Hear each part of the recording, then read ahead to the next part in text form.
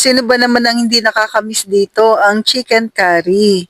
Pero po, dahil naglo-low carb po tayo, yung patatas, carrots, tinanggal na po natin. So, paano nga ba natin niluluto yung pang low carb?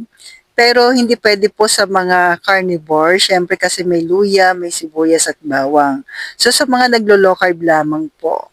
O, bago yun ha, magkaiba. So, nagisa na tayo ng luya, sibuyas, tapos yung ating bawang. Konting sibuyas, konting luya lamang po. Then, yung ating manok na isasangkot siya po natin. Ito yung way na favorite ko talaga din sa pagluluto, yung pagsangkot siya.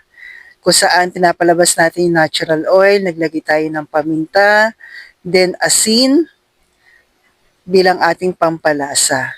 So, ano nga bang kaibahan ng carnivore at ni low carb? Si low carb po yung pinaka-umbrella, sabihin pinakamataas. Then nasa ilalim nito, ni low carb po si carnivore, ketovore, magkakaiba po lang sa carbs allowance po. Yan. So after natin masangkot siya, si carnivore po yung pinakamababa na carbs allowance, 10 pababa. Kaya po kadalasan, sibuyas lang yung pinaka-carbs nila, tsaka kung may konting bawang, ganun. Then, si low carb po, naglagay na rin po ako ng curry powder. Si low carb naman po ay depende sa inyong goal. Kung nagpapagaling, mas okay rin po sa atin 20 pababa. Pero yung mga katulad ko po na matagal na, nasa 5 years na po, ay 50 pababa. Sometimes, minsan 20 pababa. Yan, iba-iba po ako. Minsan naka-carnivore, minsan naka-ketovore po ako. Yan. So, yan po, nalagay na natin yung ating curry powder.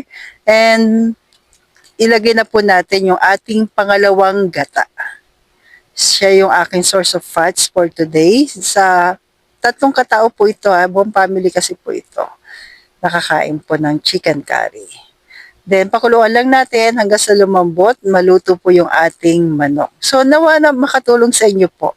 Kasi kahit naglo-low carb po tayo, tapos yung unang gata nilagay ko na po. Iba-iba kasi yung carbs allowance po natin. Yan. Then, ang dinagdag ko po dito ay boiled egg para sa akin mga 3 pieces to 4 pieces po. Tapos sa gabi, boiled egg na lang, ganun ang aking pagkain. So, dagdag idea po. So, stay healthy, stay low carb.